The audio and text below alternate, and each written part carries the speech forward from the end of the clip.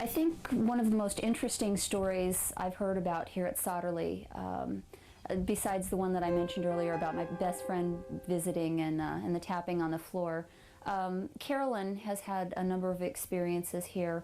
One of the more interesting ones is she's been in the house. She reached down to plug in a light, and she's had them calling her name. We hear a lot of whistling and humming and those sorts of things, but very rarely have I ever heard anyone actually speak, so I thought that one was particularly interesting. One of the other interesting stories that happened would have been during our December candlelight tours in 2006 again. We had actors in the house. For those that aren't familiar, we have candlelight tours that we do, and what we do is we put on a play in the house during Christmas time, and it's for a certain era. Every year we target a different era. This particular year we were doing the Civil War era and the things that happened here in the house. There were actors in the house that had been told that they were not allowed upstairs, and at that time we actually think that one of the gentlemen that's haunting the house was George Plater III. But at that point he was very protective of one particular room, which is directly above the Red Room. And that was his bedroom, and he doesn't like people going in there and messing around with it. Well, the actors had all been warned that they were not to go upstairs under any circumstances, and apparently one of them snuck up. The character that was actually on the staircase had snuck upstairs and was snooping around, and George really didn't particularly care for this. And somehow this this managed to get pushed down the stairs. Nobody was behind him. There was nobody around. It shook him up pretty badly. So I think that's probably one of the most interesting experiences. Without a doubt, yes, I do believe this place is haunted.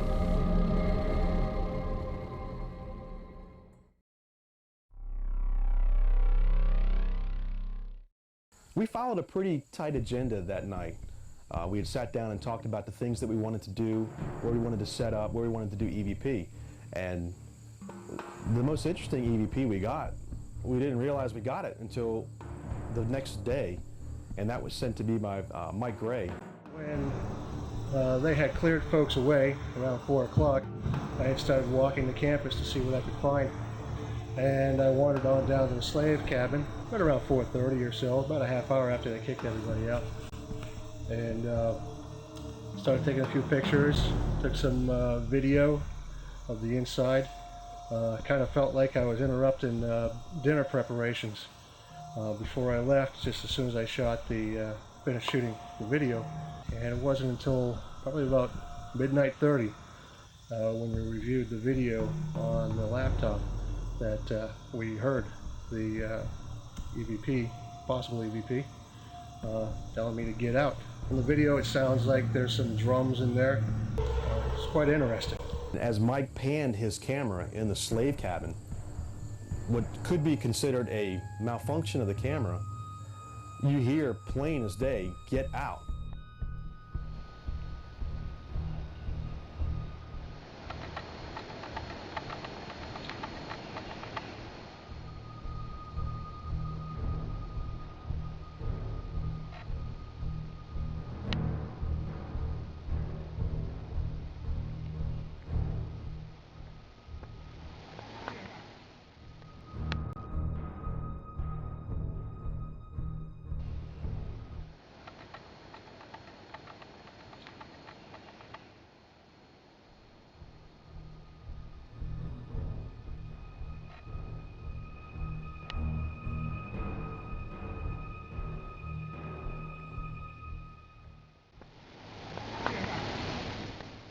We're looking for one word, we're looking for a knock or a noise.